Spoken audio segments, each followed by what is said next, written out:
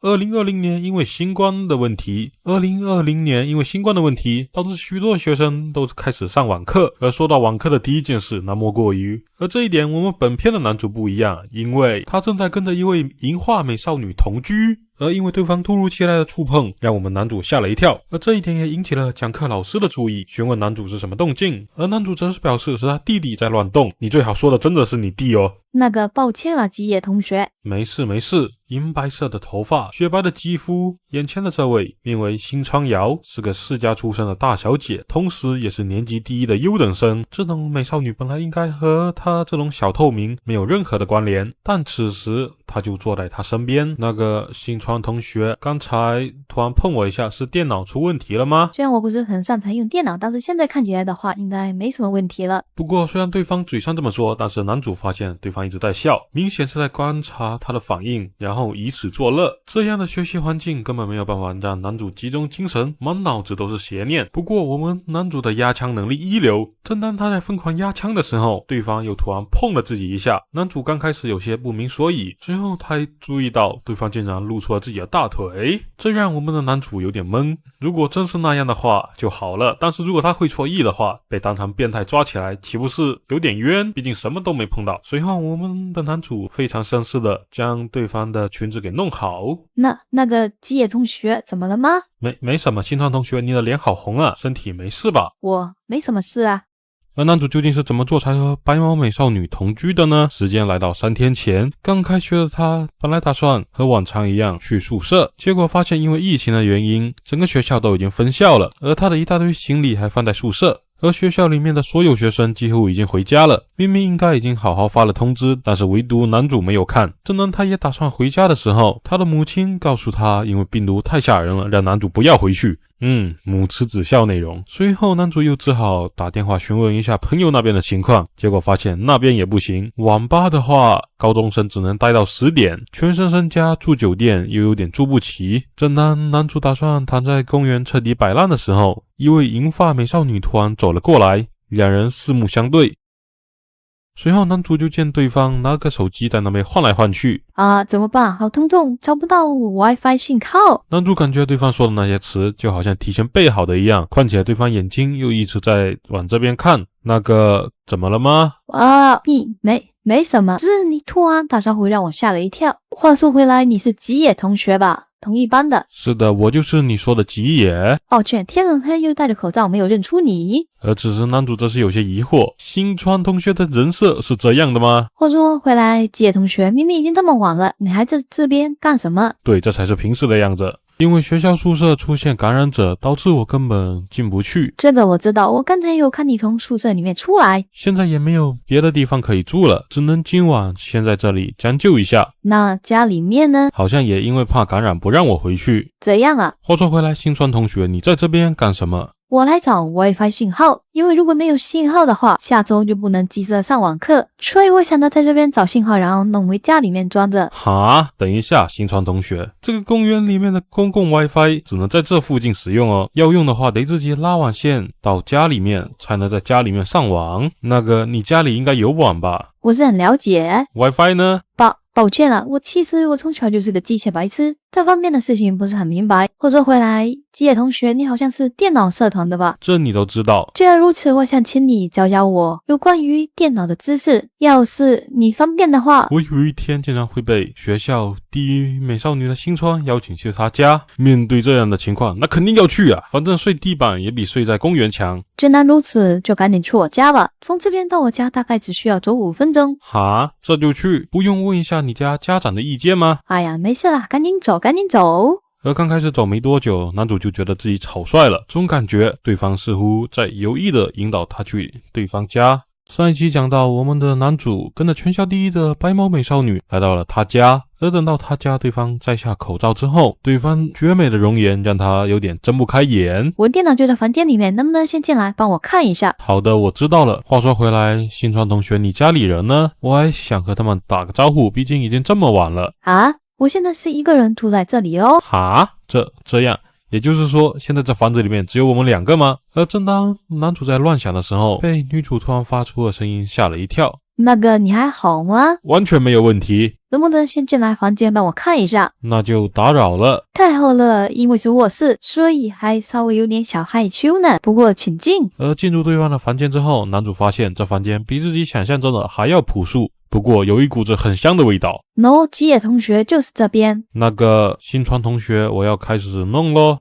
那个，其实我还没做好心理准备。是你叫我来的吧？那确实，不过看着反应奇怪的新川，男主感慨道：“是因为电脑里面有什么不想被看到的画面吗？”那个抱歉啊，新川刚才没有考虑到你的隐私问题。既然如此的话，就你来弄吧。也让我来吗？这可让人家有点为难呢。究竟要怎么做？毕竟我之前没有这方面的经验。那么我就直接开始咯。哦，好的。随后男主直接越过了新川，开始为对方连接网络。可恶，好害羞。新川同学不知道怎么设置 WiFi 密码，其实不是一件害羞的事哦。不是那个啦。好了，已经弄完了。吉野同学，你这也太快了吧！接下来只要你启动之后，就会自动连接网络。那么我也该……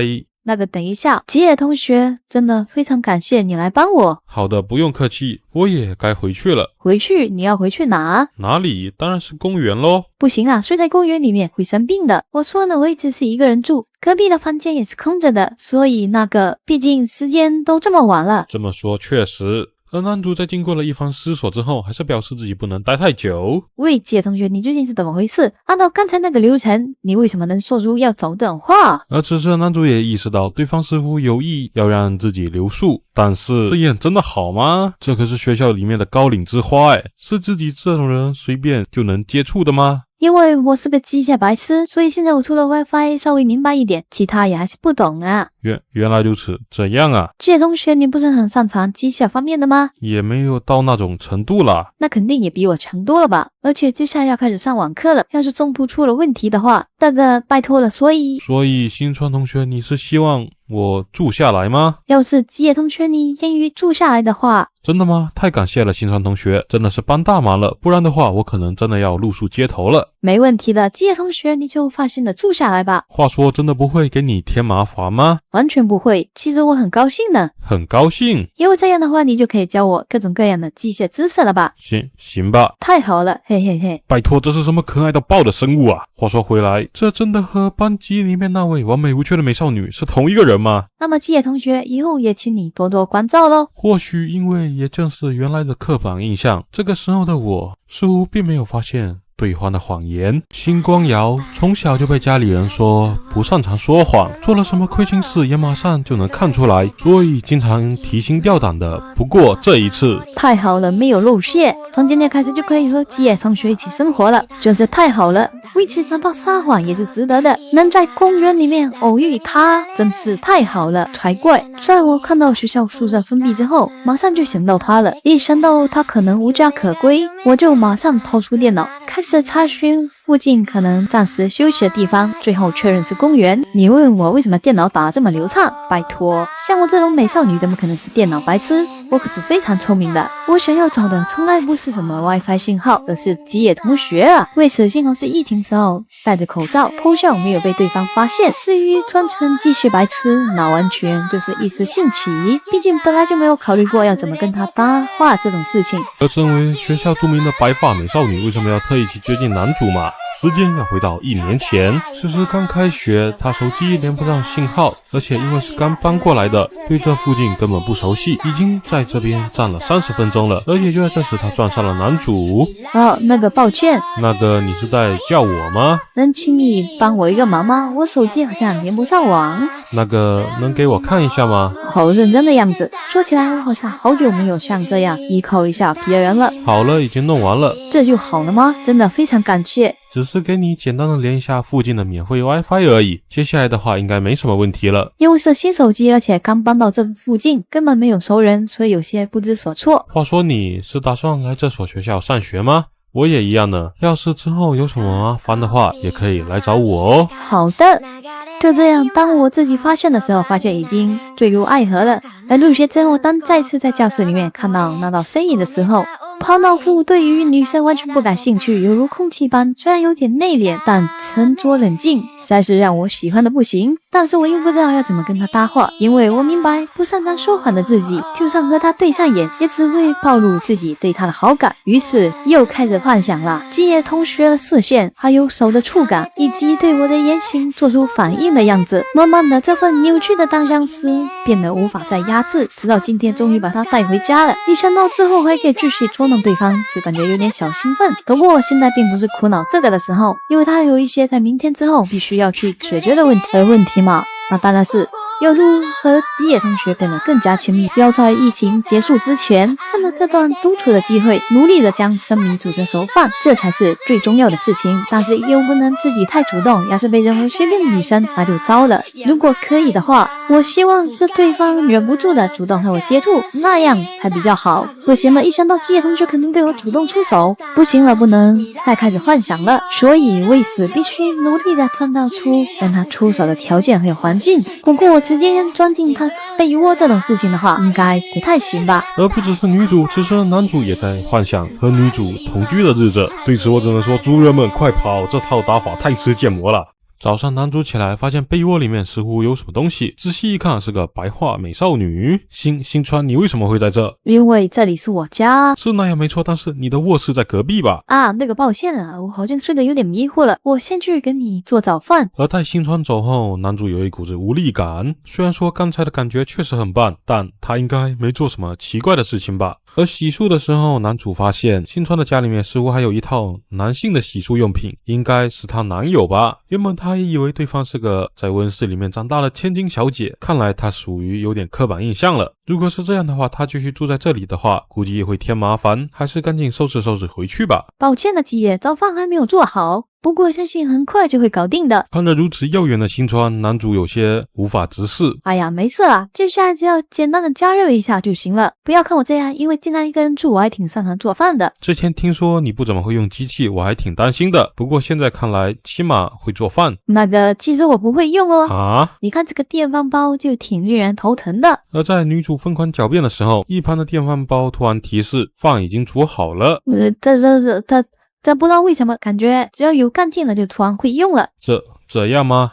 那个基野，麻烦你教我怎么用一下这个炉灶吧。煤气灶只要按住然后打火不就行了吗？不是很听得懂，所以你能来我旁边教我吗？那个其实生鸡蛋也不是不能吃。哼。而看到对方的表情，随后男主一想到自己好像寄人篱下。而靠近新川之后，男主又想起早上的那一幕。那个基野，你没事吧？脸突然这么红。没事，可能是因为这边有点热吧。这样啊。男主吃了一口新川家的饭，感慨到实在是太好吃了。如果能这么一直吃到的话，不知道会有多幸福。哎呀，哪里。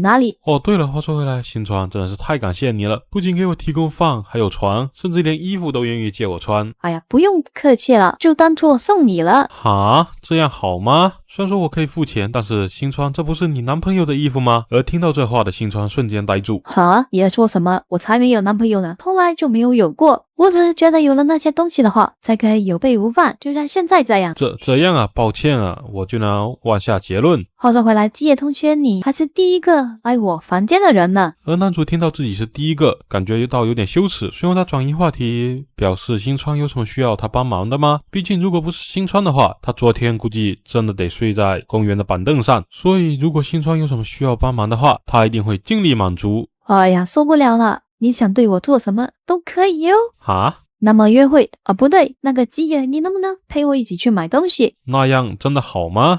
在那之后我们再一起来做饭呗，毕竟一个人做2人份的有点麻烦的。那么你会做饭吗？这样的话，我直接替你做不就行了吗？泡点泡面或者煮点速食食品还是没有问题的。哎呀，抱歉，我并没有嘲笑你的意思。泡面还有速食食品这种东西说出来被笑也是正常的。那么就由基野同学你来做一顿饭让我吃吃看呗。既然新川你这么说的话，那就交给我吧。好耶。就这样，男主和新川两人过着幸福的同居生活，甚至因为太过于幸福，已经把疫情的事情给忘了。因为疫情原因，男主和女主出来采购食材，不过因为来得有点晚，前面已经排了很多人了。那边人比较少，去那边怎么样？那边吗？话说回来，新川你会用吗？不会哦。既然这样的话，就交给我吧。而男主在操作的时候，新川的是一直在看他。那个，请问我脸上有什么东西吗？我在确认你有没有好好戴口罩，接下来付钱的事就交给我吧。而男主看着对方熟悉的付钱操作，还是决定假装没看见。回去的时候，街道和平时完全不一样，整个街道都空无一人，宛如整个世界就只剩下他还有新川。那个基野同学，你从刚才开始一直在东张西望的，是有什么地方想去吗？因为好不容易和新川你出来一趟，我本来想在休息的时候请你喝点什么的，不过四处的店都关了。哎呀，别太在意了。话是那么说，但是还是感觉有些不好意思。那么待会儿回家，我泡杯咖啡呗。咖啡吗？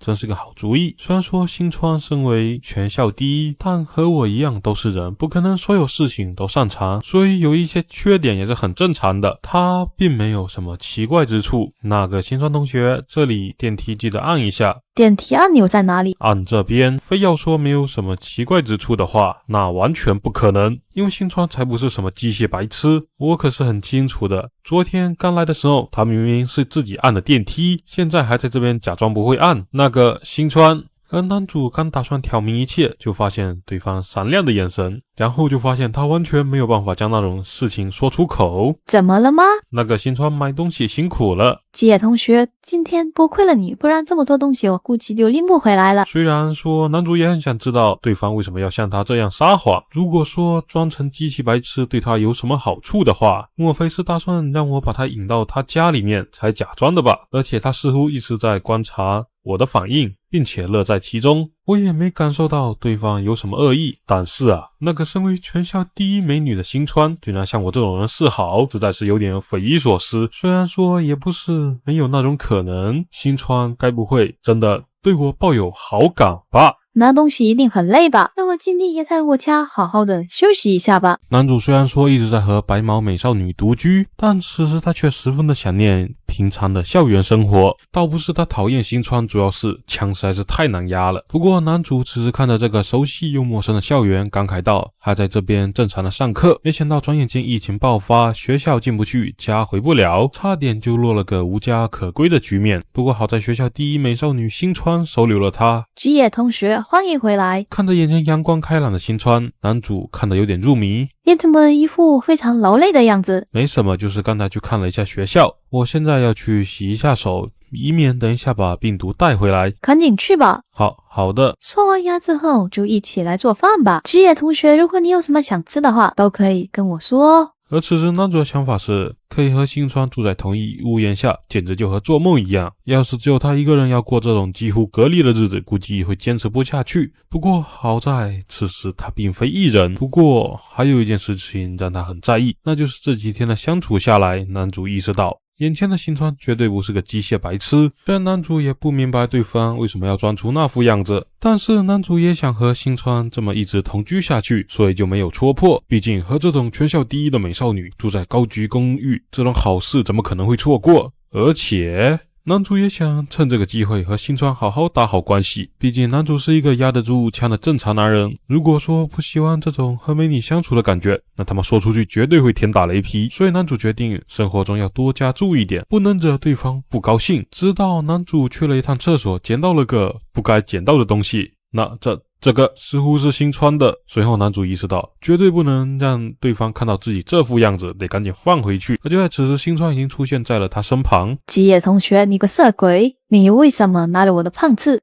这个是我刚才看到它掉在地上，所以就捡起来的。在我刚好过来的时候。是的。这样啊，我没想到你是这么低俗的人，你还是赶紧离开吧。不是的，新川，你听我说，真的只是我刚好捡起来了而已。那个基野同学，其实我是开玩笑的。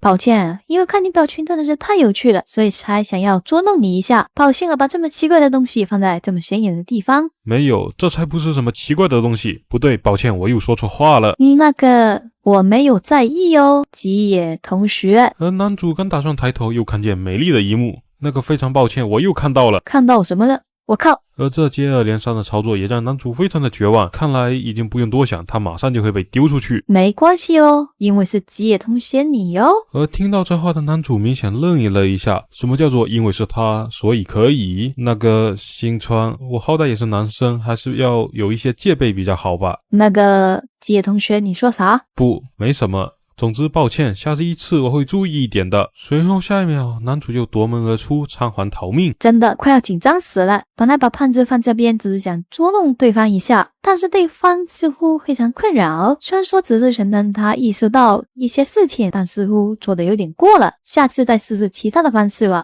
没有网课的平凡周末，看来今天可以安全度过吧。不过想也知道不可能，因为此时新川已经靠得很近了。那个吉野同学，我的手机用不了了。又开始假装自己不会用了吗？那个让我看看。我能看看你是怎么操作的吗？而说话间，新川又靠近了一点。那个是不是有点近了？那是因为距离近点看得比较清。而男主看着眼前的大雷，根本没有办法集中精神。吉野同学，那个水龙头出不来热水。那个让我看看。哎呀，刚刚一直在用冷水搞得水好冰啊！吉野同学，你能把你的热量借我一下吗？那个，如果你不介意的话。那个吉野同学，卫生间里面的灯不亮了。来了，我去检查一下。新川，你在这边等一下。是你啊，吉野同学。就这样一整天不知不觉就过去了。期间新川一直在假装自己不会用任何电器，然后和这样贴。虽然说这样他也挺享受的，但是再这么下去的话，他迟早要压不住枪，甚至可以说他此时压枪已经压到极限了。如果再这样下去的话，迟早会做出什么不该做的事情，必须保持距离才行。而正当男主这么想的时候，对方又贴了过来。是你啊，吉野同学。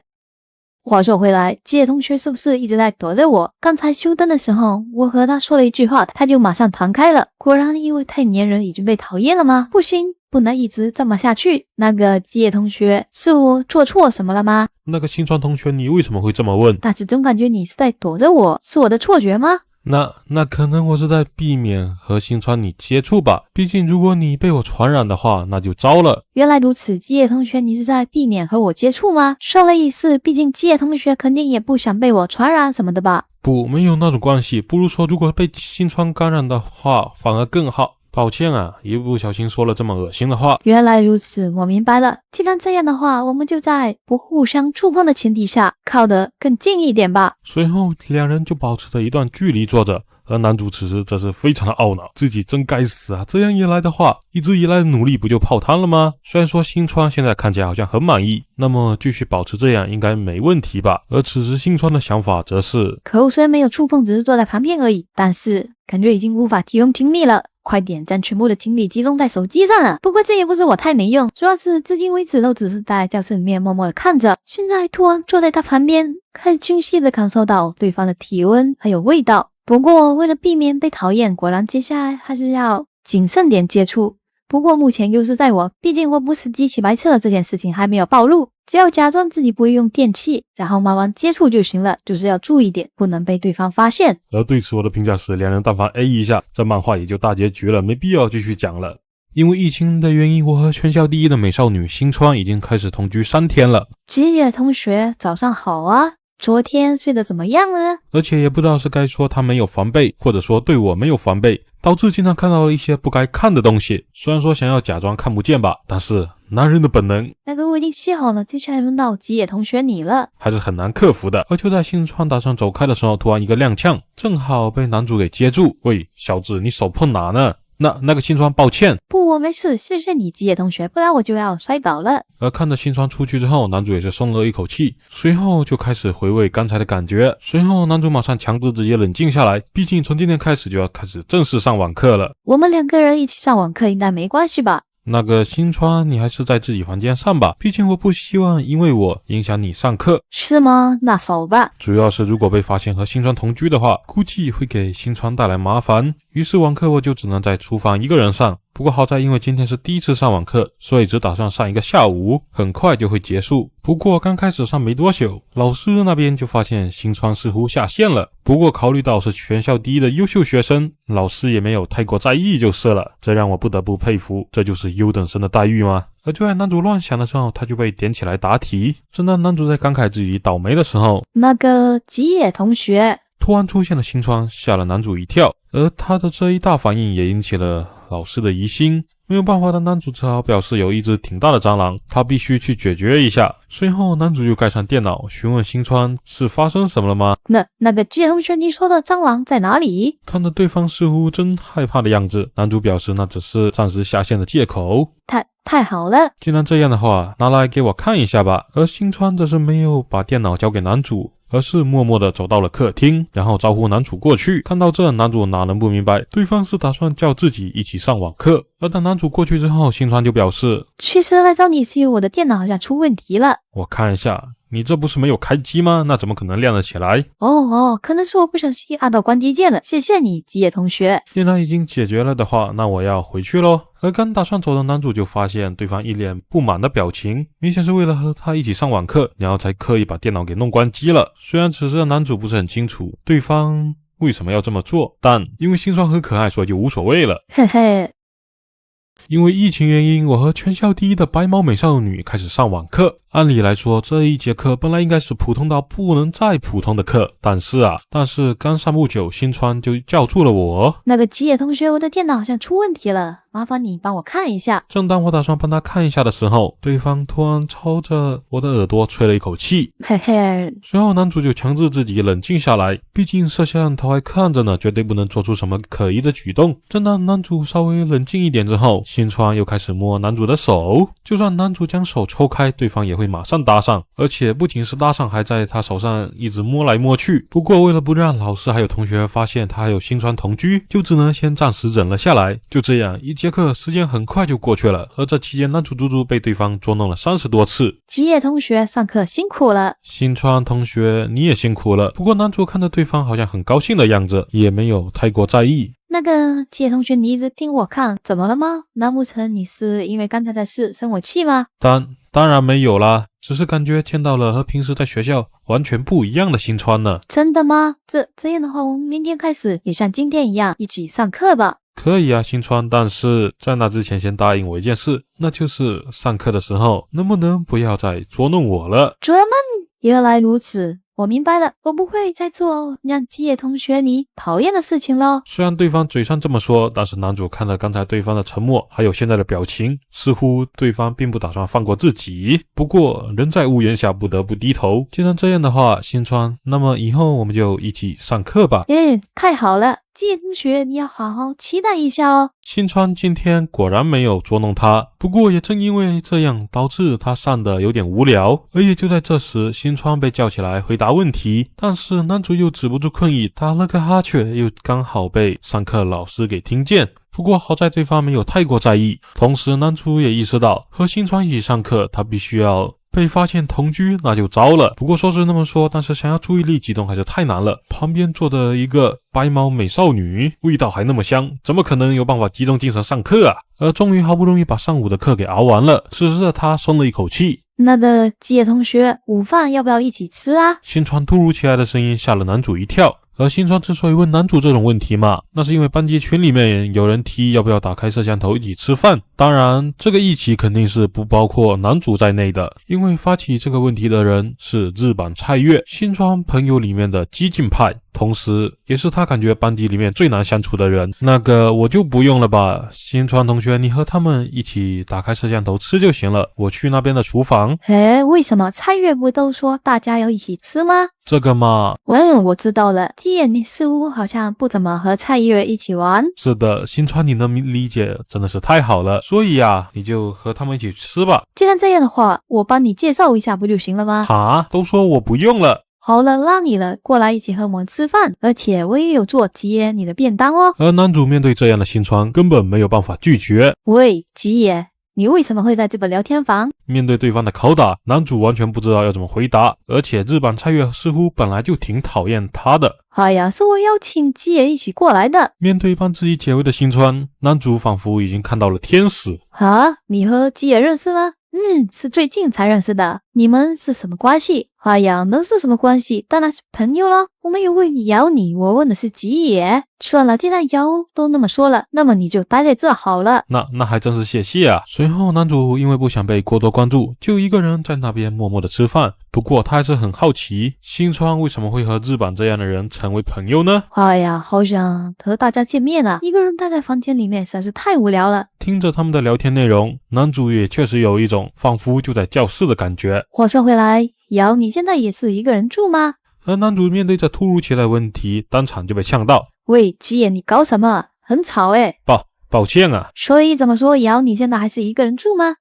当然是一个人啦。现在疫情这么严重，你一个人不会感觉到寂寞吗？寂寞当然没有啦。而不擅长说谎的新川当场被看出破绽。喂，瑶，你该不会在说谎吧？你现在真的是一个人在住？当然喽，需不需要我过去陪你？不说没有啦，蔡月，你冷静一点啊。面对敏锐的日版，男主在庆幸，幸好因为刚才的事情，他提前把自己的电脑给弄静音了。而此时网课也已经结束，正当男主打算回自己的房间的时候，新川叫住了他。那个吉野同学，关于蔡月的事情，我能让他过来玩吗？哈，当然不行了。为什么？不对，非常抱歉，可能是我的说法有问题。那个新川日版是什么时候要来？如果马上要来的话，我这就去收拾东西。啊，吉野同学，你要走？当然不行。那个吉野同学，你觉得和我同居是一件说不出去的事情吗？那是当然的啦，要是被别人发现我们两个人同居的话，新川会给你带来很大的困扰吧？原来如此，这么一来的话，这算我们两个人的小秘密吗？是的，所以我想请你替我保密。我知道了，我会去拒绝蔡月的。不过嘛，其实我还是有一点想让他来的，我能暗示一下对方吗？那个新川，真的非常感谢，你能让我住在这里？不会啦，都说了，吉野同学你没有给我添麻烦。听不说吉野你过来，我可是非常高兴呢。虽然新川嘴上是那么说，但是男主还是觉得自己不能一直只受到对方的好处，还是必须想办法回报一下新川。其实你也不用多想，最好的回报方法就是赶紧去和他给我领证啊喂。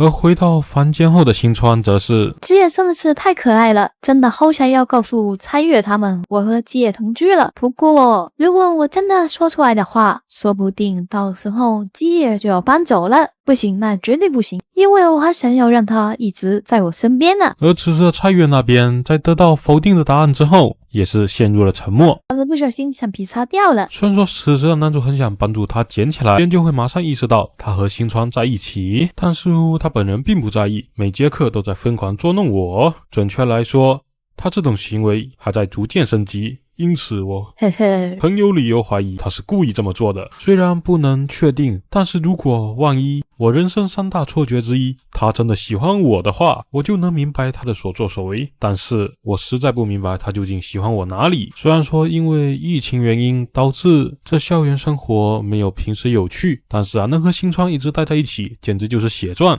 而且自从第一次被新川拉进聊天室之后，是我都有去。虽然说每次我一说话，日版就会非常强硬的打断，没有人在问你，吉野不要随便说话，导致有点难融入进去。虽然他也不知道为什么日版这么讨厌自己就对了。那个吉野，你怎么了吗？没事，只是有点累了，而且下午这些课听得犯困。原来如此，你累了。既然这样的话，要不要来一个吸枕？哈，吸枕？不要勉强自己，累了的话要好好休息一下，我不会让你用它的。我当然非常想啦，但是你这么做真的不会尴尬吗？而且如果我无视你的话，你的裙子究竟要掀起来多久啊？那个新川，没事的，等一下休息时间我躺沙发上休息一会儿就好了。如果你不吸枕的话，我就不让你用沙发啊。那样的话我躺床上也行啊。床也不行。地板呢？地板都不会给你用。那个请务必让我休息一下。好的。随后男主在权衡了一下之后，找准时机直接躺了下去。怎么说呢？躺下去之后他只感觉到非常安静，宛如世界只剩下他还有新川。而且因为侧躺，睁开眼就是对方的大腿。而男主为了压枪只好马上转身，不妙发现只能看见半个天空，往外面挪一点就看见对方那戏谑的表情。话说回来，基野同学，你的头发好柔软啊。是吗？我可是经常担心我会秃顶呢。这样吗？那要不要我给你按摩一下？感受着脑袋上面传来的触感，男主感觉到此时的状况非常的幸福。所以说你们两个究竟要在课上做什么啊喂？虽然说新川看上去好像挺高兴的，但是这种情况下怎么可能睡得着啊？我感觉再这么谈下去的话，迟早会压不住枪，然后失去理智的。上了好几天网课，终于来到周六日。正当男主无聊的时候，突然发现一阵电话铃声。他本来还以为是他父母打过来的，没想到是日版菜月。见状，男主果断将其无视。只不过对方又打了过来，随后男主就知道，他要是不接的话，估计对方会一直打。而他接通之后，电话里面就传来一阵声音：“终于接了啊！下一次要接电话，麻烦赶紧接好不好？喂，你能听到我说话吗？”“是的，我能听得到。”“既然能听到的话，能不能反应快点？”“我们第一次打电话不至于这样吧？那个日版，你打电话给我做什么？”“那还用说，当然是有事问你啦。”“要问什么事情？”“你和新川是什么关系？”“啊，我们是同学啊。”“这个我知道。”“是朋友。”“你这不是同一个回答吗？”“只是熟人而已。”“什么叫做只是？”“好吧，我承认我们都是人类。”“别闹了，赶紧回答。”“既然这样的话，你想知道什么？”“因为新川竟然邀请你这种家伙进聊天室，这让我有点在意。”“那个日版，你是不是太闲了？”“这样不行吗？真是想不明白，你居然会和你这种奇怪虫子交朋友。”“当着我的面说我是一只奇怪的虫子，你这也有点太……我们现在又是当面，只是在打电话而已。你这什么歪理啊？”“好了，赶紧回答我的问题。”“好吧，我明白了，是我看他在公园里面找 WiFi， 看上去好像挺困难的样子，随后我就帮助了他，就这样。”“你是说他遇到问题了？”“我刚才的话有什么不好理解的吗？”“没有说，在我的印象里面，他似乎很少遇到麻烦，有麻烦也会自己解决。”“唉，被他注意到了。确实，我也从来没有见过新川在学校里面求助别人的样子。真要说的话，除了刚开学的那第一次之后，那个日版，我有一件事很好奇，你和新川是怎么成为朋友的？”“啊，你这什么破问题？也没什么了。如果真要说的话，大概是我非常憧憬新川。在初中的时候，他在我学习方面帮了我很多，甚至可以说我是为了新川才读这所高中的，毕竟我欠他太多了。所以啊，就是这样，我不想要是有什么奇怪的虫子随便接近他，你懂了吗？哦，对了，顺便问一下，你知道新川的房子在哪吗？”“啊，他家？他不是自己一个人住在学校附近吗？”“我说的当然是他父母那边的房子。”“不清楚，我从来没有问过。”“原来如此，等一下我给你发个链接。”看着日版发来的链接，男主点开之后，弹出了一家医院。“看到那家名叫满天的医院了吗？这就是他家经营的医院，而他的父亲是这家医院的董事会主席。”“原来如此，我明白了，感觉确实比传闻中的还要好呢。”“那么在知道这些之后，你有什么想法吗？难道你不认为身为奇怪虫子的你真的有办法接近像他那样的人吗？”“这个我从一开始就是这么想的。”“哼，还算你有点自知之明。”“那个日版还有一件事啊，为什么你这么讨厌我呢？”“那还不是因为新川总是讲关于你的事。”“哈？算了，我要挂了，感觉和你交流我都快要疯掉了。不过挂之前我还有一件事，那就是如果你敢随便对新川出手的话，我会把你手砍下来的。”“妈的，真是麻烦死了！这种类型的人我最不擅长应付了。”而正当男主打算出门喝杯水的时候，刚好看见了新川。“那个吉野是发生什么了吗？”对比一下两人，男主人感慨道：“差距实在是太大了，抱歉啊，新川，刚才那么吵，其实我是在和日版打电话。”“啊，和蔡月打电话？你和蔡月是好朋友吗？”“不是哦。”“还是说你喜欢他，打算接近他一点？”“一点都不喜欢。”“既然这样的话，为什么蔡月给你打电话？”“对于这种问题，难道不是应该问你自己吗？是你把我拉进那个聊天室的，是他打电话问我你和我之间的关系。”“那你是怎么回答的？”“然后我就告诉他，我是在你有困难的时候帮了你一下。”“哦，这样的，不，完全没有。其实我反倒觉得你说的不够，应该告诉他更多的。”“更多？那个是我说错什么了吗？”“只是有点累了。回头见。”“唉，事情有点超乎我的预料了，没想到蔡月竟然会给吉野打电话。我刚才似乎在吉野面前露出什么阴沉的表情了，真是的，明明只是向蔡月他稍微暗示了一下我还有吉野的关系，没想到会变成这样。吉野的优点我知道就好了，道歉啊蔡月，我是个心胸狭隘的女人，我不想要别人和他有接触，我知道这样有点自私，但是绝对不能让蔡月知道我还有吉野同居的事情。”因为疫情原因，男主和全校第一的美少女在进行同居，没事只能看看电视、玩玩手机。突然，他们被电视里面的草莓蛋糕所吸引。职业，我们一起来做布丁怎么样啊？那个新川首先要干什么？首先要用微波炉将明浆融化。要加热多久？不知道啊。出现了，新川又开始装傻了。明明我之前就看见他一个人用过，不过男主对此也是没有什么办法。而在他操作的时候，新川也慢慢凑了过来。那个新川，你是不是靠得有点近了？因为我觉得凑得近一点，才能更好的向基野里学习微波炉的使用方式啊。不过面对又可爱又喜欢贴贴的新川，男主还是没有办法，只是内心不断吐槽对方究竟要用这个借口多少次。让我看看接下来将明胶还有热牛奶混合，搅一下鸡蛋，然后放入焦糖。而男主做的时候，因为新川一直在看他，导致他都有些不好意思了。那个抱歉了，姐，大部分工作都让你做了，不过我也会提供帮忙的。那么就麻烦你做一些不需要机器的活吧。好的，就交给我吧。有一说一，像这样自己制作点心，还让我觉得自己挺擅长煮饭的，虽然我只擅长泡泡面就是了。哎呀，哪里有，基野里前几天煮的面条很好吃哦。不过对我个人而言的话，我还是比较喜欢新川你做的饭哦。这样啊。不过我一直住在这边，也不能让你总是做饭，我觉得我也应该学一学。我来做就好了。既然基野你喜欢吃我做的东西的话，我也非常愿意为你做哦。而听到这话的男主当场有一种想拉对方去领证的冲动。而等布丁制作完成之后，他们发现做的有点大了，如果一个人倒的话，可能形状会变。这样的话，我们就一起。没想到可以完整的把它倒出来，我还以为倒到一半它就会洒掉了呢。而且好像也没有变得太硬，看上去 QQ 弹弹的。你看看新川这么晃，像不像史莱姆？史莱姆吗？那个基野，你不要一直晃啊，你这样会让我忍不住想要笑。等等，新川有那么好笑吗？你要是一直这么笑的话，我也会跟着笑的。真好吃。好吃是好吃，但是我们吃不完吧？确实，一不小心把它做得有点大了。没事的，剩下的把它放进冰箱里面冻起来，之后再吃就行了。但是感觉我们无论怎么吃，它都完全没有变少。要是叫些人过来一起吃的话，应该就能吃得完吧？我的话只想要和基野你两个人一起相处哦，因为我觉得只有和你在一起的时候，我才能做回真正的我自己。做回你自己？是的，感觉像回到小时候一样，这让我非常的放松。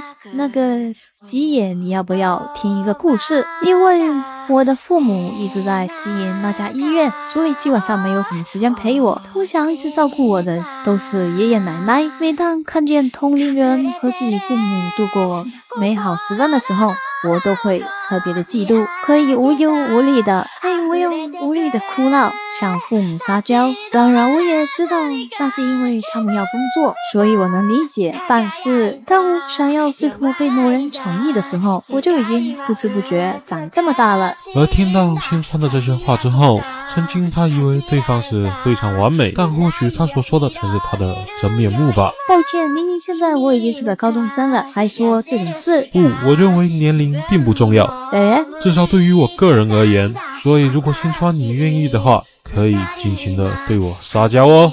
真的可以吗？那还用说，当然啦，不如说非常欢迎。既然这样的话，就拜托你了。看着靠过来的新川，吉也能够感受到，这和平时的那些恶作剧完全不一样。两人身体接触的时候，都能明确感受到对方的体温，这种感觉很安详，也很舒服。如果可以的话，吉也想让这一段时间永远的持续下去。今天的他见识到了和平时完全不一样的新川，而这也是否代表他和新川的距离正在不断靠近呢？拜托你管这叫靠近，我靠，麻烦赶紧去领证好吧。隔壁望爱前辈和李仁但凡有你们1%，早也就结束了。因为疫情的原因根本不能外出，导致吃完饭之后就一直很闲。而且就在这时，新川抱来了一台游戏机，表示那个基野要不要一起来打会游戏？当然了，新川你喜欢玩什么样的游戏啊？我不怎么玩游戏哦。而男主看着对方的表情，似乎不像平时那样在装傻充愣，也就是说他是真的不怎么玩。那为什么你会有游戏机？这当然是为了你。但那是为了在家和朋友一起玩啦。也就是说是为了朋友特意准备的吗？而且还是最新款的，这个东西我当时抢都抢不到。而打开游戏机之后，男主发现里面有很多游戏，而也就在这时，女主指向一款游戏跳星。那么我们来玩这个吧，这个我玩过1-2次，挺容易的。这个你是在什么时候下载的？大概1个月前下载好的吧。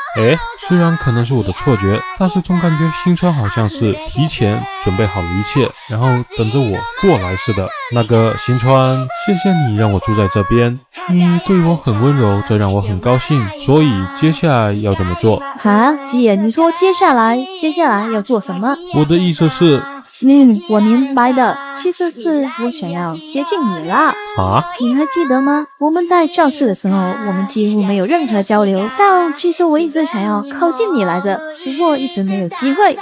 原来如此，其实我也想要更接近新川你。真的吗？那么就让我们继续来玩游戏吧。说实话，直到今天，我一直觉得新川是非常完美的。可为什么我没有办法对吉野你造成伤害呀？但是现在看来的话，新川也是一个普通人。那个吉野，这个招式怎么按？你能教教我吗？而游戏的时间非常的愉快，两个人不知不觉就玩到了深夜。玩得真愉快，不过接下来吉野我该去洗澡了。好的。那个吉野，虽然说我想先去洗澡，但是突然有点急事，要不还是你先去吧。总之你先去洗吧。哈，这是让我先洗的意思吗？虽然男主只是有点疑惑对方为什么要这么做，但是他并没有想那么多。殊不知他的这个小忽略给他来了一波大的，至于这波大的嘛，我们就等下期再讲吧。洗澡的时候，男主感慨到今天发生的事情真多啊，不仅和新川做了一个大布丁，还一起打了游戏，关键是对新川也有了更多的了解。而就在这时，男主感受到后方好像来人了，正当他以为是自己感觉错的时候，忽然背后被别人碰了一下。怎么了吗，吉野？而听到这熟悉的声音，男主虽然内心疯狂的告知自己这不可能，但是新川真的在他身后。感觉吉野你的背比我想象中的还要宽呢。那个新川，你知道你在做什么吗？你不是说让我先洗澡吗？对啊，这就是我进来的原因呢。而听到对方这话，男主也肯定对方绝对是故意的，肯定就是想看看我现在会做出什么反应。那个新川，你应该有穿衣服吧？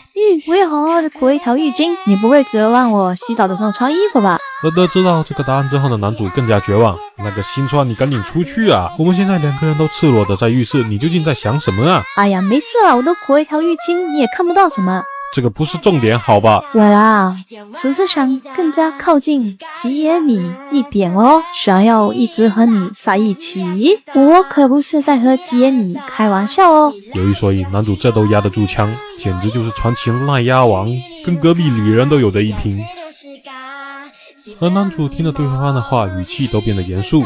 那个新川，你是认真的吗？就算恶作剧也该有个度，如果不是玩笑的话，和一个男人一起待在浴室里面，不是这样的，我是因为是接。而新川也因为太过激动导致脚底一滑，不过好在男主接近了他。那个你没事吧？不过为了接住他，男主也睁开了眼睛，而看着眼前的场景，男主不知道该不该庆幸。对方好歹围了一条浴巾，因为刚才新川摔倒的时候做出了大幅度的动作，导致围在他身上的浴巾都脱落了。而这一幕也让男主看了个满怀。抱歉，我什么都没有看见。哦，不对，也不能说没有看见。没事的，是我自己要进来的。总之我就先去外面等你出来吧。而新川离开之后，男主也强迫自己冷静了下来。他刚刚虽然看到了对方，但对方应该也看到了他。不对，这都不是重点。此时的吉野完全不知道等一下出去该怎么面对新川。这种天天和吉野在一起的生活真幸福。我原本以为我们两个之间心已经够近了，所以才想着要更加大胆一点，但是没想到竟然造成刚才的结果。还是太急了吗？不过我刚才似乎被他看到了，而且我也有看到他的，这是一步臭棋呢。等一下出去要怎么面对他？因为疫情原因，我和全校第一的美少女开始了同居。不过因为上次的浴室事件之后，我和她现在的关系非常的微妙。那个吉野没什么。而且因为那件事之后，我们就算有所交流，但是话也基本上都是说到一半就不说了。新川从那以后也很少捉弄我。不过这也对，毕竟如果他再继续捉弄我的话，然后我也随之习惯，那样或许我们就真的不能够在一起了。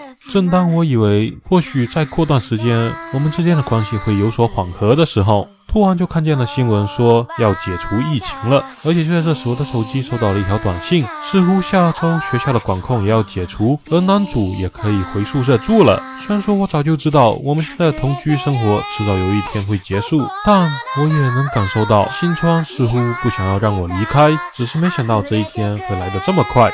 所以吉野你要回宿舍了吗？是啊，毕竟我不能永远住在这。这个我知道，但是而也就在这时，男主发现新川的状态似乎不太好。没有，就是感觉身体有点累了。现状我马上为新川量体温，发现果然发烧了，37度6。那个新川，你去好好休息一下吧，晚饭我会替你准备的。虽然我不会做什么饭，但是我还是会尽量做一些除泡面以外的东西的。而等新川去休息之后，男主虽然不确定新川得的是普通的感冒还是感染了新冠，但是目前他最该做的是好好照顾好新川。那个新川饭已经做好了，我给你端进去吧。等一下，我要先戴一下口罩，要是传染给你就不好了。哎呀，不用了，要传的话估计也早就传染给我了。我这回来这是姐你做的吗？闻得好香啊。好了，新川你先别说话，好好休息吧。就是现在感觉有点累，而且有点犯恶心。恶心是有点想吐吗？不是，是我的衣服啦，刚才出了好多汗，所以现在衣服和皮肤都粘在一起了。那个新川要不要换件衣服？那个吉野你能帮我洗个澡吗？你现在状况还是不要洗澡比较好。既然这样的话，我就自己一个人去洗吧。等一下，新川，你现在该做的是好好躺着休息。但是皮肤和衣服粘在一起，感觉好难受。我明白了，等一下我会给你带些湿毛巾，你擦拭一下身体，然后换一下衣服，那样的话应该会比较舒服一些。因为新川发烧，而且想要洗澡，男主没有办法，就给他弄了一些湿毛巾，打算让他擦拭一下身体。而等到他进来之后，发现新川竟然睡着了，身体好黏，赶紧帮我擦一下。听到这，男主以为对方在说梦话。至于对方的要求嘛，在未经允许的情况下触摸别人的身体，可是要喜提牢饭的呀。那个新川，你真的睡着了吗？而看着对方这一反应，男主瞬间就明白了，好家伙，又在给我装睡。总之新川你就先盖好被子吧。不要，盖着被子好热啊。见对方一直在让自己帮他擦拭身体，男主也只好破罐子破摔。正当他拿起毛巾的时候，发现对方的睡衣已经被解开了，这让男主瞬间慌了。确实可以看出来对方出汗很严重，如果放着不管的话，可能还会让对方的病加重。好了，新川不要闹了，赶紧起来自己擦，这是给你的最后机会。而见对方没有起来的迹象，男主也知道，看来今天这身体他是非擦不可了。随后他拧好毛巾，打算先擦拭新川的脸，而冰凉的毛巾在触碰新川的身体之后，对方发出了一道声音，差点让男主失去理智。真的传奇压枪王，我操！男主疯狂告诫自己，帮对方擦汗而已，不要乱想。就这样，不知道过了多长的时间，男主终于帮对方擦完了。不过真正的挑战才刚刚开始，接下来他还要为对方。这段因为太过刺激，导致男主自己都忘记细节了，甚至可以说是换完当场失忆。这一套下来已经让他身心俱疲了，甚至有点累得睁不开眼。而当他睁开眼之后，发现新川正在默默地看着他。而等男主发现之后，新川又马上开始装睡。拜托别装了，没有比这更假的了。甚至男主看着现在新川脸红，都不认为是被热的。虽然说男主现在就非常想要强行把他叫起来，质问对方为什么要装睡，但是现在的话还是要让对方先好好休息。那个新川，我先走了，你要好好休息啊。之后新川并没有好转，但是附近没有医院，而小诊所又不敢接触发烧的病人。随后男主猛拍了一下自己的脸，表示不要胡思乱想，最先该做的是照顾好新川。隔天起来之后，男主询问新川怎么样了，和之前一样，感觉又累又困。听到和昨天一样的结果之后，男主询问新川需不需要给你的家人打一下电话。不要，因为我不想要让他们担心。但是你这样不联系他们应该会更加担心吧。我听说你的父亲是个医生，还是让他知道会比较好吧。虽然是那样，但是我不想给他添麻烦，毕竟他们工作已经那么忙了。抱歉，我本来应该照顾好自己的。事实上，吉野你也不用太担心我的。其实我主要是担心吴昕他选择的是工作，而不是我。那样的话，我可能会开始恨他，因为我害怕那样的情况，所以才不想要让他们知道。我知道了，新川，你就先好好休息吧。这种情况下，按理来说，应该是直接联系他的家人会比较好，但是新川又非常不想那么做。虽然我也能照顾他，但是像擦拭身体这种活，应该找个比起我让他更加信任的人。直接告诉老师的话，或许老师会联系他的父母。这么说来的话，唯一的选择就只剩下……喂，吉野，你个害虫怎么突然给我打电话？那个日版有一件事，请务必帮帮忙。因为新川疑似得了新冠，一直在发烧，迟迟没有退烧，没有办法的男主只好请求新川的好友日版的帮忙。男主吉野将新川生病的事情告知了他，同时也告诉了对方自己和新川同居的事情。你个家伙真该死啊！等一会儿，现在我就会马上过去。哈，日版，你说你现在要来？你不害怕吗？总不能让你这样的蠢货去照顾新川吧？你这说的是否有点过分了？而且比起被传染，我还是更怕你和他待在一块。而过了一会儿之后，日版果然来了。所以说，瑶在哪？他的话在房间里面睡觉。随后，日版推开房间的门。好啊，你就是在瑶这种情况下和他一直生活的。我感觉你这辈子运气都用完了。他这个样子，不要说男的，光是我看了都有点心动。你说我用完一生的运气，这一点我也是这么觉得。总之情况我都或多或少了解了，我会住在这边照顾他一段时间的。太好了，你这么说我就放心了。你说你放心了，所以你之后要干嘛？我打算去看一下附近的医院，看一下能不能让新川先住院，因为下周就要解开封禁了，所以有一些医院已经开始开放了。喂，我说你啊，你就不害怕出去吗？我感觉这种话日版你没有资格说。那还不是因为我太担心瑶了。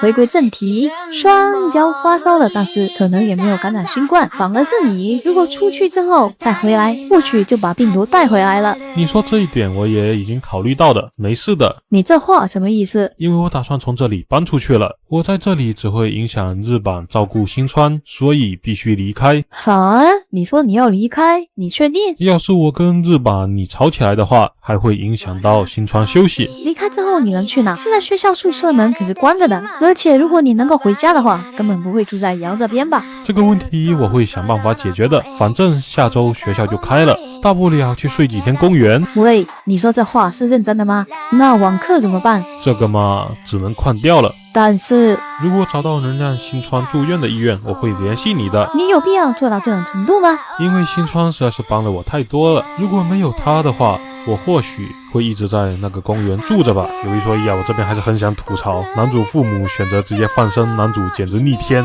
而且剧情安排非常的降智。但是或许正如日版所说，男主将所有的运气都点在了遇到新川上了吧。回归正题，如果没有新川的话，我或许现在还在那个公园躺着吧。但也正是因为他收留了我，不过这种生活也是时候结束了。行李我已经收拾好了，我那边住的房间已经打扫过了。那么新川就交给你咯。日版因为新川发烧生病了，而男主为了让日版更好的照顾他，所以决定从新川的家里面搬出来。虽然说走的时候说的话很帅，但是满大街找医院还有住所的样子真的很狼狈。去了好几家医院，要么关门，要么完全不敢接待发烧的病人。而逛了一天的男主已经精疲力尽，随后他就来到了自己新的住所公园的长椅。才离开几个小时就已经到晚上了，要是明天也找不到医院该怎么办啊？而也就在这时，手机传来一条消息，发现是日版已经让新川住进家里面的医院了，让男主可以放心。而看到这条消息的男主也非常兴奋，感慨到日版太牛逼了，接下来他也不用继续去找医院，安心的度过3天的流浪生活。虽然说和以前相比人少了很多，但是偶尔还是能看见带着狗散步还有慢跑的人。男主是在4月中旬遇到新川的，而现在已经到5月中旬了，晚上的天气也没有之前那么冷。接下来3天如果没有下雨的话，应该就可以平安的度过这流浪的3天。不过嘛，老实说，住在公园里面确实有点累。第一个晚上睡起来之后，发现浑身腰酸背痛的，于是第2天我试着躺在草地上，不过情况更糟，于是是第3天，我回到了我最好的伙伴长椅的身上。而就这样，时间来到了第4天。老实说，我很早就已经醒了，不过我现在身体各个部位都剧痛，根本动不了。或许是因为太累了，又或许是因为阳光太刺眼，现在感觉睁开眼睛都是一种折磨。不过仔细一想，这痛苦的日子也快过去了，毕竟再过3天，学校的宿舍就开放了，到时候就不用每天躺在这边。从来没有这么想要回学校。而就在男主胡思乱想的时候，一个人影来到他的身前。早上好哦，吉野同学，看来我抓住你了哦。哈？新川，你为什么会在这？那个新川，为什么你会在这？你不是住院了吗？哈，进院？没有哦，我只是做了个检查而已。哈？看来好像是蔡月没有把情况给说明清楚。果然我还是对日版太抱有期待了吗？所以说新川现在的情况是？是的，明明没有住院的必要，他们还为我准备了一个空床，真的是当时说要做全身检查，我可是被吓了一跳呢。全身检查？哦，你刚才说的就是这个吧？那么你现在好点了吗？是的，父亲好像对我有点过度保护了。不过我并没有得病毒哦，因为检测结果是阴性，只不过是得了一些感冒。或许是因为太久没运动了，导致身体抵抗力有些降低，所以才会发烧的那么严重。而且吉野还有日版，你们和我相处之后也没有出现相应的症状，所以不用太担心。在医院里面注射了一些抗生素之后，就感觉身体好多了。这真是太好了。吉野得知新川恢复之后，整个人终于彻底松了一口气，瞬间变得浑身无力。那个新川，你是不是靠得有点近了？是吗？我还觉得这不够近呢。那么新川，你认为什么样的接触才算近呢？这样的话才算够接近。吉野也没事，真的是太好了。我刚刚看你躺在床椅上没有意识，我真的非常担心。没事啦，新川，你看我这不是好好的吗？而且你看现在的情景，像不像当时我们见面的样子？那个时候你也打算住在公园吧？感受着不断颤抖的新川，吉野也将其抱住，表示抱歉让你担心了。曾经的男主以为他就算睡在野外也不会给别人制造麻烦，但是现在看来的话，他似乎错了。甚至我觉得如果今晚再找到你的话，或许就会是那副场景了。那个吉野，其实我觉得我们现在的接触还不够近哦。好了，赶紧走吧，毕竟我是来接你回去的。回去？但是那样日版的话……你说蔡月啊，他早就走了。什么？你说他早就回去了？为什么？当然是我让他离开啦。操，日版那家伙，新川让你回去你就回去，你这么做对得起我对你的信任吗？我可是让你好好照顾新川啊。那个吉野，其实我觉得现在我们还不够近哦。那个新川，你刚才说啥？抱歉，我有点累，没听清。对，没什么。而新川走在回去的路上，就算男主再怎么迟钝，也能清晰地感受到新川似乎真的喜欢他。虽然说他实在不明白新川究竟喜欢他哪里就是了。在又一次被全校第一的美少女捡回家之后，男主在洗了个澡之后，也是将流浪3天的疲惫感一同洗去。那个吉野，你怎么还戴着口罩？这个嘛，毕竟我在外面待了3天，可能已经被病毒感染了。虽然新川你继续邀请我来住，我很高兴，但是我不能给你添太多麻烦。哎呀，你真的太较真了。而且新川你不也带着吗？既然检测结果是阴性的话，那么还是不要靠近比较好。如果真被我传染，那就麻烦了。我吗？我是忘了摘了。我就是喜欢吉野你这一点。感觉吉野你似乎3天没和我见面，就把我当陌生人对待了。等一下，新川，你还是和我保持一点距离比较好。为什么？什么叫做为什么？这应该是我要问的才对吧？口罩可没有办法完美的预防。既然你确诊了感冒，而且好不容易康复，如果再因为我染上新冠的话，我不在乎那个啦。就算你这么说，吉野，这是你逼我的。虽然我早就料到你会这样，但是没想到这一天比想象中的来得要早。随后新川快速靠近男主，然后踮起脚尖亲了上去。面对这种突发状况，男主被吓了一跳。这样的话就不用担心传不传染了吧，嘿嘿。不过就算是这样，我还是会戴着口罩以防万一的。哼，吉野你真是的，哎，我就是喜欢你这一点啊。可是我觉得我在摘掉它之前，可能就会先回宿舍了。为什么？什么为什么？因为再过3天啊？你说什么？你还要回宿舍？因为再过3天疫情防护不就解除了吗？那个吉野是我家里面待着不舒服，当然比宿舍舒服啦。既然这样，你为什么还要回宿舍？一直和我待在一起不好吗？虽然很抱歉，但是这件事我之前就决定了。而男主之所以这么执意要回宿舍，是害怕自己哪天恐怕真的压不住枪，然后推倒了新川。原来如此，我明白了。毕竟这也是吉野你的决定。因为疫情原因，我住进了天下第一美少女的家里面，甚至已经接吻了，虽然隔着口罩。男主重新搬回新川家之后，还是打算发个消息让日版知道一下。而在发了一条非常感谢的消息之后，对方直接把电话打了过来。虽然男主此时不想接这通电话，但是还是觉得应该和对方好好谈谈。而刚接通，对方就来了一句：哟，你还活着啊？我还以为你已经死在路边的公园了。拜托，第一句话就这个。还有，为什么你每次一有事就打电话？那是因为我懒得回消息，直接打电话比较快。原来如此，我明白了。总之，谢谢你照顾了新川。你在说什么？我作为他的朋友，帮助他是理所当然的，你还谢上了。不过就算这样，我也要感谢你一下。哈，你究竟是谁？还要谢我？你绝对不可能是日版。你这句话什么意思，吉野？真的是被你打断了一下。我是想告诉你，新川他之所以不想联系他父母，是因为他想要一直和你住一起。我知道你没有地方可以住。这点的话不用太担心，毕竟我过几天就要回宿舍了。你说啥？拜托，不要随便发出那么恐怖的声音。你说谁恐怖？为什么？说真的，我非常同情瑶，他居然要跟你这样的家伙住在一起。对了，我还有一件事要问你。闭嘴，蠢货，不要打断我说话。你们之前去了医院，是你联系了他的父母吗？不是，是他自己打电话。是那样吗？当时我也有问他，但是他和我说他不想要让家里人知道。看来还是我瞎操心了，果然我派不上什么用场。这你就说错了哦，他可是因为你才心甘情愿去联系他父母的。关于这点，我倒是要谢你。你说啥？说真的，你真的是日版吗？你再这么说后，我就杀了你哦。哦，对了，日版，最后再拜托你一件事，如果你能把我还有新川同居的事情也保密一下，我真的会非常感激。那还用说？你以为我会把这种会毁了新川名声的事情到处乱说吗？反倒是你给我躲好了，不要被发现了。话说回来，日版，你对我和新川同居的事情是怎么看的？这种事情是瑶决定的，我也没办法阻止。虽然说我真的很想把你给当面撕了。对了，最后和你说一下，如果你敢动新川，你就死定了。不管你住在哪，我都会过去把你杀了。好了，总之要说的事情就这样，再见。这就挂了，这也太暴躁了吧。不过无论怎么样，这也应该算我们有史以来最温和最有礼貌的一次交流了吧。虽然一套下来还是让人感觉日版还是那个日版。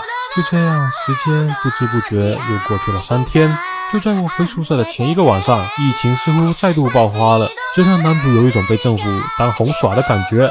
而也就在这时，宿舍群友发来了通知，简单来说就是宿舍又不开了。那个吉野怎么了吗？我父母那边还是不同意我回去。也就是说，吉野你不用回宿舍了？不对，现在不是为这种事情感到高兴的时候。既然这样的话，吉野你明天要去哪？那个新川，非常抱歉，我能再住在这里一段时间吗？当然可以咯，我可是非常欢迎吉野你和我一直住下去呢。太好了，这下子又可以和吉野同居了。不行了，受不了了，赶紧艾特神父加速，给他们加速到2023，他们不炸了吗？喂，你说姐姐她已经出院了，她没事，真的是太好了。话说老爹，你现在不会还在忙工作吧？所以姐姐现在还是一个人住吗？行，这种事情就交给真由我吧，就让我早点去照顾姐姐吧。因为疫情原因，男主已经不知不觉在新川家里面住了2个月了。要说住这边有什么苦恼的话，那大概就是每天早上的新川就如同天使一般闪耀，闪得他有点睁不开眼。吉野，早上好啊！话说回来，我们总是在这边遇到呢。抱歉啊，没想到每一次都这么巧。不是哦，其实是正好的哦。哎呀，没什么，抱歉，可能是我睡得有点迷糊，开始乱说话了。而每当刷牙的时候，男主的注意力总是会不自觉地往新川那边瞟，而有时候经常看着看着还会被对方发现。于是又想起了之前他和新川隔着口罩接吻的事。一想到这，男主瞬间有点按耐不住，随后强制自己冷静下来。哎呀，吉野你真是的，指甲的泡沫也要擦干净啊。那么我就先去做饭喽，你要赶紧洗好出来啊。而等新川走后，男主才反应过来，他刚才给自己擦拭的毛巾好像是对方的吧？这样算不算间接？随后男主马上将自己脑子里面的想法甩开，因为那样过于哥不灵了。那个抱歉啊，新川让你久等了。没事，饭也还差一点就做好。今天的早饭是鸡蛋卷还有沙拉香肠，接下来是汤以及我们之前买的面包。看着正在给他做饭的新川，男主此时内心就觉得非常幸福，还特别想从后面将其抱住。而新川也仿佛看穿了男主，那个吉野过来一起帮个忙。好的。随后男主也来到了新川身后。那个吉野电器的方面就交给你咯。没错，即使他们两个人已经相互住了2个月，但是新川依旧在假装自己不会用机器，而男主也没有特意拆穿。怎么说呢，两人都非常享受这种感觉，然后我们观看的所有人都是他们 play 中的一环。而正当男主享受这样的距离感的时候，我已经做好了。新川突然回头，吓了他一跳。而等早饭都盛饭好之后，男主吃了一口，从表情上就看得出来是极致的享受。问什么好不好吃，应该说除了享受没有其他的词汇了吧？是吗？听到吉野你能这么说，我很高兴呢。如果吉野你还想吃什么，都可以告诉我哦。今天男主和往常一样上网课，而就在其他同学已经困得不行睡着的时候，他根本睡不着，因为新川正在不断的捉弄他。而且不仅如此，对方捉弄他的时候还会假装认真上课。而面对这样的新川，我们的男主也是有应对方式，那就是疯狂的看他，只要一直看着他，他就会开始脸红，甚至出现头晕。这是我和他这么长时间相处以来得出的规律。而见证了一会之后，新川有些绷不住，将手伸了回去，而这次男主并不打算放过他。正当男主打算看一下对方的反应的时候，发现对方的反应出奇的大，甚至让男主觉得自己做的有点过了。正当他打算询问一下对方的情况的时候，他突然被叫起来答题，而因为聊到的话题刚好和兄妹有关。话说回来，吉野你是独生子吗？我倒是有个妹妹。原来如此，新川你还有妹妹呀？话说回来，刚才真是危险了，毕竟刚才老师叫我的时候，我刚打算叫你，差点就把你的名字给喊出来了，要是被发现就糟了。那个吉野其实就算被发现也完全没有问题哦。而新川在回到房间之后，真是太好了，还可以和吉野这么一直生活下去。听蔡月说，好像在我生病的时候，吉野疯狂为我找医院来着。听到他去野外求生的时候，真的是吓我一跳。总之，在新冠还爆发的这段时间内，我要好好享受这段同居生活。虽然当时住院的时候，妈妈要我赶紧回去，为了吉野，我还不能这样回去。所以以现在一个人住更安全的理由拒绝了。不配我这种借口，对方应该不能接受吧？虽然只要把吉野的事情跟他们说就行了，但是感觉没那么简单。可是我真的好想将吉野的事情告诉他们了。周六隔天早上起来的男主浑身腰酸背痛，感觉到自己的身体有点不适，似乎有点小发烧。而在洗漱的时候，他突然听见门铃声，他听到浴室里面的声音，明白新川好像在洗澡。正当他以为是快递或者外卖的时候，通过小屏幕一看，发现是一个娇小新川。随后男主也瞬间反应了过来，这应该就是昨天新川说的他的妹妹吧。因为新川在洗澡，而刚好门口又来人了，所以吉野就去看了一下情况，结果发现了一只小1号的新川，准确来说是新川的妹妹，看起来似乎初中，不对，是小学才对。正当男主想要假装不在家的时候，突然手指不小心碰到了接通，而男主不小心发出的声音也被对方所察觉。姐姐快开门，我是真优。看他的声音是谁的？是姐姐吗？快点回答。果然是姐姐以外的人吗？既然这样，我明白了，既然你不回答的话，那我就报警了。等一下，你先听我说，我是他的朋友吉野。哈？那是谁？你说你是姐姐的朋友，那你在她房间干什么？还有姐姐人呢？这个嘛，她去洗澡了。哼，你果然在说谎，就想骗我。姐姐怎么可能在房间里面有个男人的时候去洗澡？啊？这怎么想都不正常。你确定是这个样子吗？果然，我还是先把警察调过来比较好。不是，那个你冷静点啊。好啊，等得越久，姐姐就越危险。电话我已经打过去了。我靠，你警戒性要不要这么好？随后男主角开门，因为隔着门根本讲不清。恼羞成怒终于出来了吗？不过已经晚了。所以都说是误会了，麻烦等一下让你姐姐出来跟你解释好不好？而男主看着对方突然安静了下来，看来对方暂时是冷静下来了。不过对方的警戒性真的好高啊。那个，你听我说，我觉得你应该是误解了什么。首先，我不是什么可疑人物。这有什么好误会的？奇怪的人会说自己奇怪吗？搞笑。怎么说呢？我是你姐新川遥的朋友吉野。你姐现在确实在洗澡，要不你自己进去看看？你认为我是那种会进去给你送人头的人吗？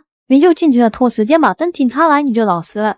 我就说怎么听到一个熟悉的声音，原来是你来了啊，真优，真的是来也不给我打个电话。太好了，姐姐你没事，真的是让我心惊胆跳的。而新川的妹妹在见到新川之后，马上就扑了上去。男主看到对方的这种态度转变，莫名就想到了之前的日版。说起来真是好久不见啊。那个姐姐这个人是谁？那个真优先别管那么多了，同志先进来吧。那个吉野，这是我的妹妹新川真优，今年4年级。这位是我的朋友吉野。你好啊，真优。我明白了，姐姐的朋友是吧？那么她为什么会在这？这个嘛，其实我一直在和吉野同居哦。而新川突然说出来的话，让男主还有真优都愣住了。那个姐姐，你说同居是指你和他住在一起吗？是的呢，也就是说姐姐在和一个男人一起。是的，主要吉野如果不来这里住的话，学校因为疫情的原因已经封校了，而家里面他也回不去。如果不让他住在这的话，他就会一直在公园里面流浪。真又明白了，确实那样很可怜呢。靠，被小学生同情了。不会姐姐这种烂好人做出这种事也不奇怪。那个刚才真的非常抱歉。不，也是我一开始没有说明情况。那么这边已经解释清楚了。那么真优，你能告诉我你怎么突然来这里？还不和我说一声？这个是宫守叔叔带我过来的。原来如此，宫守啊。宫守先生是指？他是我家的专属司机哦。专属司机吗？那么你有我这里的备用钥匙，也就是说妈妈让你过来的吗？是啊。话说如果你要住在这的话，就必须需要这个。好啊，等一下，真优，你是说你要住在这里吗？是的，因为我们的小学还在线下授课，来这里离上课的地方也比较近，而且妈妈也说你会顺便教我学习。原来如此，而且我觉得和姐姐住在一起也不会感到那么的寂寞。确实，爸爸妈妈平时都比较忙，所以才让他感受到寂寞了吗？所以姐姐你肯定平时很寂寞吧？我吗？你说的是我而不是你。当然了，真优平时一个人住的也挺好的，我是担心姐姐你寂寞才来的，而且有吉野跟我住在一起根本不会有那种感觉。真优明白了。还有一点就是爸爸让我来照顾你，你前段时间不是生病了吗？那个已经没事了，拜托，生病了然后勉强自己说身体没事的，也抓一大片。而且真优也早就觉得和姐姐住在这里了，毕竟真优很担心姐姐。真优不过如果他要姐姐你的话，我就先回去了。如果爸爸问我的话，我也会和他说明一下情况。那个真优你就住下来吧，毕竟姐姐我也是很想跟你住下来呢。真的吗？太好了。那个新川，既然你妹妹要住在这，那我想我也差不多该回老家看一下我父母了。不用，真优和我睡一起就好了，他也很乐意吧？是的呢。但是这样还是很打扰你们吧？既然这样的话，吉野你也可以和我一起睡哦。还是说你嫌弃住在我这？不，完全不会那么觉得。那么既然这样的话就没有问题了。那么姐姐从今天开始就要麻烦你了。没事，真优你先在这边待一会儿，我打电话联系妈妈一趟。而虽然说新川表面稳如老狗，实则内心欢的一批。我靠，真优真的住进来了。虽然我也很喜欢真优，毕竟她非常可爱，但是如果和他一起住的话，就没有办法对他调戏吉野了。抱歉啊，产生这样的想法，我真是个糟糕的姐姐。不过他住在这，应该和吉野也会相处的挺不错吧？等一下，我这是在激励小学生吗？感觉我的人生似乎也快完蛋了。不过说到底，最重要的是，以后没有办法随便调戏吉野了。毕竟如果让真优看到就糟了。既然这样的话，只能在他看不到的地方默默的调戏他了。好，妹妹也是你们 play 中的一环是吧？我叫吉野，因为疫情原因，我正在和全校第一的白毛美少女同居。虽然对许多人而言这很难想象，但是这只不过是我的日常罢了。而此时我正在面对这种同居生活最大的危机，那就是新川的妹妹也住进这个家里面了，而且现在新川去买东西，只有我和她妹独处，气氛尴尬的一批。那个，而基野突然发出的声音也吓到了新川的妹妹真优。抱歉啊，是不是突然吓到你了？才没有呢，我只是在想要怎么称呼你。姐姐好像是叫你吉野吧？怎么了吗？但是你的名字不是叫做叶多吗？可能是他喜欢那么称呼吧。既然这样，我叫你叶多不对，直接称呼姓名似乎有点太不礼貌了。其实不用那么认真的，只是个称呼而已。称呼这种东西怎么能够随便呢？要不叫你哥哥？哎，开玩笑的，让我想想，要不以后我就叫你吉野哥吧。毕竟叫叶多哥的话，感觉像叶子很多的样子，听起来感觉像个冷笑话。既然这样的话，以后我就叫你真优咯。而也就在这时，基野的手机响起铃声，拿起来一看，发现是日版菜月，这让男主瞬间绷不住啊！这个头像是菜月姐吗？真优，你认识日版吗？他以前见他来家里面找真优玩呢。菜月姐为人非常温柔，真优很喜欢她呢。哈，温柔？那个不接吗？人家可是很想和菜月姐说说话呢。总之我先和她沟通一下吧，希望接起来对方能说点好话，不要直接爆粗口，破坏了她在真优心中的形象。唉，终于接了，你就不能接快点吗？这样很浪费手机的电量。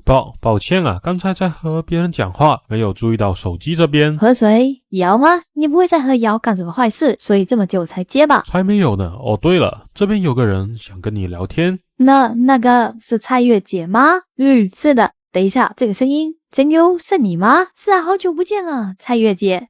好久不见。不对，你怎么会在那边啊？这个啊，那是因为从今天开始我就要和姐姐一起住了，为了方便照顾姐姐，顺便让她指导一下我的学习。妈妈是这么说的。对待我还有对待真优的态度要不要太明显？原来如此啊。等一下，那样的话你不就要和吉野一起住吗？是的，从今天开始要和吉野哥一起住咯。想不到吧，菜月姐？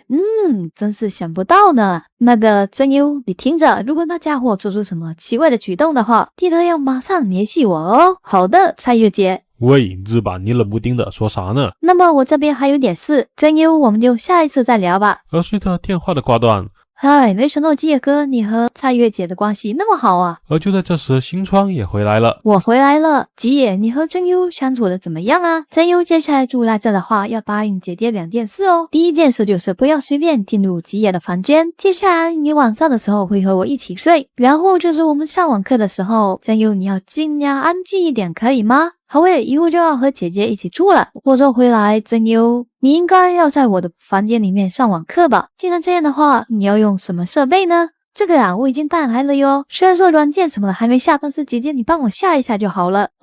这个嘛。而接过平板之后的新川，突然意识到自己好像还有个机器白痴的人设，随后转手就交给了吉野。2个人都知道吃那谎言，但是只能硬着头皮演下去。姐姐，你为什么要把电脑给吉野哥啊？这当然是因为吉野他比较擅长电子设备哦，学校里面的电脑基本上也都是他调试的。真的吗？吉野哥好厉害呀！其实没有那么夸张了。能请你也教教我怎么用吗？拜托了。行，我教就是了。而看着这一幕的新川只能感慨道：还是小孩子好啊。因为新川的妹妹真优突然坐了进来，男主正在思考以后要如何和她相处。就在他非常烦恼的时候，突然接到他母亲的电话。呀，小叶，这些天过得还好吧？话说回来，你现在住哪？我记得你们学校宿舍好像已经不能住了吧？现在的话住在朋友家。话说回来，如果你担心我的住处的话，不是应该让我回老家更好吗？这个嘛，虽然我也很想让你回来就是了。我好像不小心检测阳性了。哈？你说你阳性了？没事吧？没事了，我只是轻症而已，除了有点咳嗽，根本没有什么事。话说老爹那边怎么样？没事了，你老爹他检测的是阴性，现在的我正在酒店过着隔离生活，所以小叶，我还是建议你不要回来会比较好。行，我知道了。话说回来，小叶，最近你是在和朋友一起住吗？男的还是女的？听你沉默的样子，难不成是女朋友？抱歉，不要生气嘛。总之老妈，你就不要再问这种奇怪问题了，不然我就要挂掉了。而在聊了一会之后，男主也是知道，看来他打算回家的这个打算是彻底要落空了。而走出房间之后的男主并没有发现真优的话正在我的房间里面和朋友聊天呢。是的，新川也是看出了男主的情况有些不对劲。吉野，你这副样子是发生什么了吗？我感觉你好像很没有精神的样子。那个吉野，如果你心里难受的话，可以和我说一说，说出来的话自己也可以轻松一点。这个嘛，那是因为我刚才和老妈打了电话，她好像被传染了。而说着说着，新川突然抱住了吉野，突如其来的举动让吉野吓了一跳。那个新川，哦，对了，吉野还有一点，那个你不是说我可以向你进行撒娇吗？如果你有什么事的话，也可以向我撒娇哦。不过刚才你那样应该可以算和我撒娇了吧？既然这样的话，你是不是也该对我进行一些回报呢？这个嘛，面对说要撒娇的新川，男主一时之间不知道怎么办才好，只能将手直接搭在对方的头上。那个抱歉啊，新川，不知不觉就搭上去了。只是感觉这件事有点让我感到意外而已。所以说你究竟在想象些什么啊？哼，才不告诉你呢。毕竟如果你刚才抱我一下，我觉得会更好哦。虽然刚才你的摸头行为我也很满意就是了。而男主看着新川离开的背影，也是终于松了一口气。毕竟两人模糊不定的关系，让他很难判断两人之间的距离究竟是个什么情况。又打作战又失败了吗？可恶，竟然只摸了一下头，能不能做点更出格的事情啊？不过我自己似乎也没做好太多准备就是了，听见那样就害羞的有点动不了。明明之前做的事情可是更加……算了，有时候真羡慕真优。那个姐姐是发生什么了吗？没有啊，真优，你为什么这么问？因为你的表情乱七八糟的，看起来很高兴，但是又很烦恼的样子。我竟然这么失态吗？竟然被真优给看出来了。喂，真优，那个就是你最喜欢的姐姐吗？是啊，怎么样，是不是非常漂亮呢？原来如此，在和朋友聊天吗？我要是也能像真优一样，能直白的向吉野说出喜欢的话。早晨，此时吉野和往常一样来到了洗手间，而随着他的开门，眼前的场景瞬间让他睡意全无。早上好啊，吉野哥，早上好。早上好啊，新川还有真优，没想到你们起这么早，我还想着因为人太多，所以早点起来洗漱才不会耽误到你们呢。吉野哥，你也是这么想的吗？其实我们也是这么想的呢。这强烈的夫妻加女儿的歧视感究竟要闹哪样啊？上完课的时候，真优在新川的房间里面上，而他还有新川则是在客厅。就这样不知不觉来到了上午第3节的体育课。按照惯例，体育老师生病了，接下来是他们的自习时间。自习的时候，每个人都宛如在学校一样，聊着各自的日常。话说回来，新川，等一下要考试，你有复习吗？当然有啦，你看，这是这次的考试范围哦。真是太感谢了，新川。小事而已。而与轻松和同学聊天的新川不同，此时吉野非常担忧，因为他和新川实在是离得太近了。如果一不小心自己的身影被摄像头照到的话，而且被别人发现，而就在男主胡思乱想的时候，发现他们男生之间的小群似乎正在激烈的讨论着。喂，你们看到新川的画面吗？实在是太可爱了。那还用说，我上课的时候可是一直盯着看呢。话说回来，听说新川好像是一个人住。吉野看着群里面的聊天记录，突然意识到新川非常受欢迎，也就是说，如果他真的不小心出现在画面里的话，是真的非常有可能被注意到。不然上课的时候还是应该和新川分开吗？那个新川怎么了吗，吉野？我们是不是离得有点近了？吉野难道讨厌待在我身边吗？怎么可能会有人讨厌那种事？听了这样的话，为什么要让我离远一点？话说回来，新川，你为什么要这么做？那有什么为什么？那当然是因为我想要更加靠近吉野你呀。而听到这话的男主瞬间不知道要如何回应，只能岔开话题询问真优在哪。而正当男主在思考接下来要如何劝说新川的时候，对方突然将头靠了过来，这个举动直接吓了男主一跳，直接快速的将电脑进行横移。新川，你干什么？你刚刚可是差点就被摄像头照到了。道歉了，吉野，只是我像不小心放课了。拜托新川不要闹了，如果真被发现那就糟了。话说回来，为什么吉野你不想被发现呢？其实我觉得即使我们2个人的同居被别人发现也没什么，毕竟我们不是会一直在一起吗？那个新川，说真的不要闹了，如果真的被大家误会的话，这对你的名声影响非常的不好。而在男主说出这句话之后，新川果然离远了一点，看来似乎是他说的话奏效了。如果是真优的话，应该会更加坦率吧。那个吉野，我会努力的让大家发现的。而听得新川的这句话，让男主觉得事情似乎变得更加不妙了起来。就这样，李真优住进新川家，不知不觉已经过了2周。老妈她也结束了观察期，直接回老家了。我和真优的关系也变得缓和，不像一开始见面的时候充满警戒。有时候我甚至好想将她抱回去，当自己的妹妹或者女儿养。而新川那边嘛，怎么说呢？他似乎对于诱导我的行为变得比以前更加激进了。来，吉野，嘴巴张开，怎么样？好吃吗？吉野，今天晚上是满月，真漂亮，要我们3个一起来看吧。不知道为什么感觉这边有点冷。吉野，你能把手臂借我一下吗？每天都过得这种充实美满的生活，也让男主意识到，他似乎已经没有办法无视新川对自己的那份喜欢了。经过长久以来的相处，男主终于确定了一件事，那就是新川真的喜欢他。这也让他理解了之前新川为什么总是说一些奇怪的话，或者一些异常的举动，但他还是不明白新川究竟喜欢他哪里。正是因为这股子自卑，让他始终无法下定决心回应新川。那个新川外面好冷，我们先进去吧。好的。就这样又不知不觉过去了几天。不行了，真优感觉已经有点困了。姐姐还有吉野哥，真优就先去睡觉了。晚安，真优。晚安。而等真优走了之后，两人之间的氛围开始变得非常尴尬。而也就在这时，新川展开了攻势。那个吉野，我能靠过去一点吗？随后下一秒，新川就凑了过去，而男主则是在感慨，为什么事情会变成这个样子？为什么你这个渣男你不知道吗？正当男主在感慨，现在新川几乎每天晚上都这样黏着他，他也开始有点习惯的时候，突然发现今晚的新川开始带球撞人。呵呵，怎么样？而新川的攻势为什么会突然变得这么激进呢？那么时间还要来到1个小时前。那个姐姐，真优想和你一起洗澡。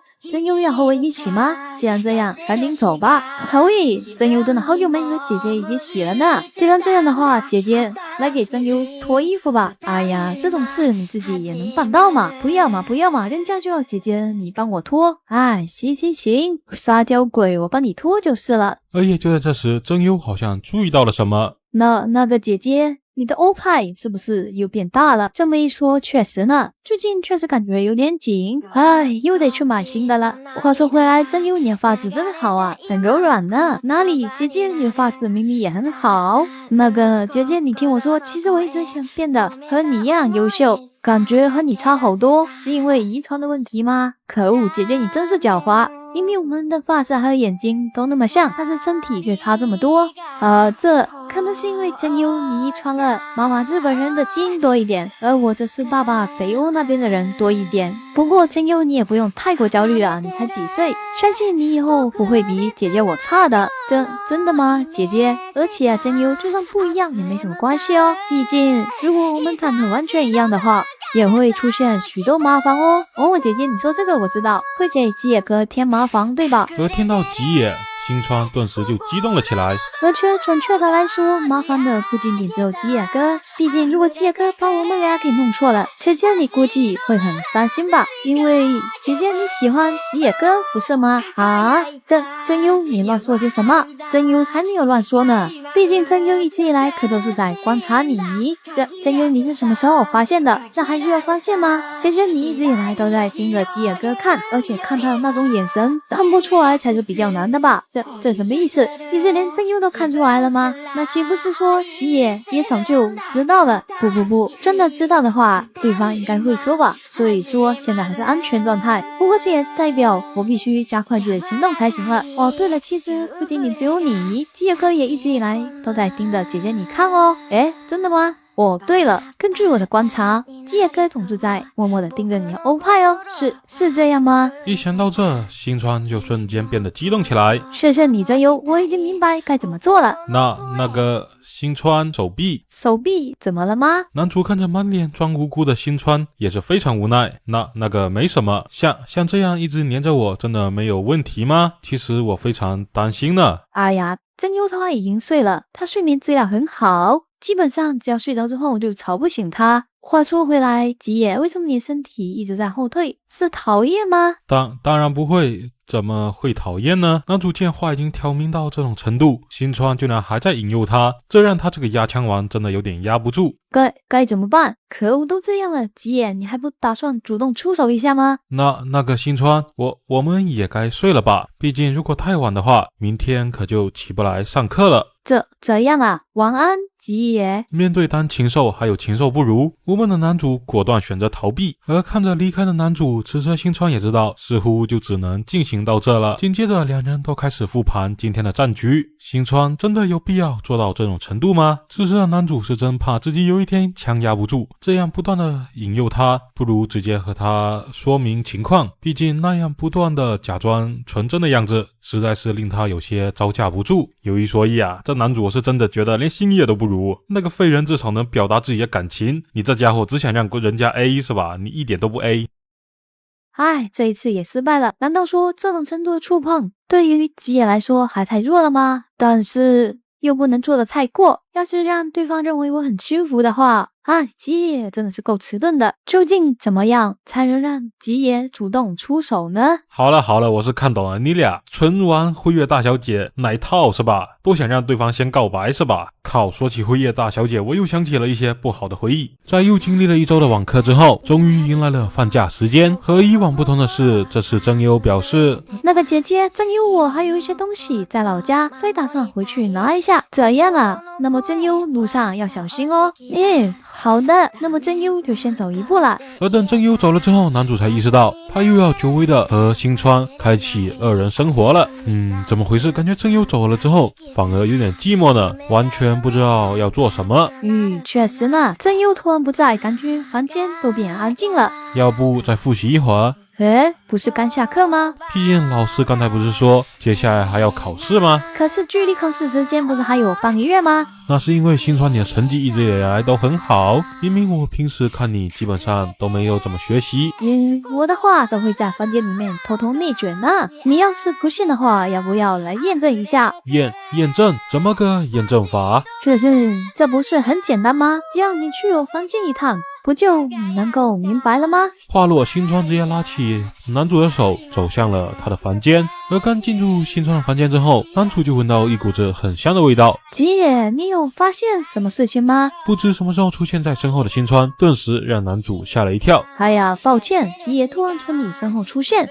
没什么，刚刚我只不过是有点感慨，果然想提高成绩的话，还是得脚踏实地努力才行。那个吉野，我突然有点想要换衣服。既然这样的话，我马上出去。而刚要出门的男主却被新川给拦了下来。因为这件校服突然好难脱啊！不，新川你在说什么？这套校服你不是每天都换来换去的吗？可是人家忘记了嘛，有什么办法？所以吉野，你能过来帮我解开这个蝴蝶结吗？而听到新川的这话之后，吉野仿佛失去了理智，直接对着新川一阵壁咚。看着满脸娇羞的新川，吉野非常艰难的表示，那个新川，你究竟在想什么啊？你也知道吧，再这样下去的话，事情会变得一团糟。虽然我觉得现在我的想法大概和新川你一样，但是还不是时候，有些事情还是不要做的太过比较好。而说完这句话之后的男主就直接转身离开，回到房间后一头栽倒在床上，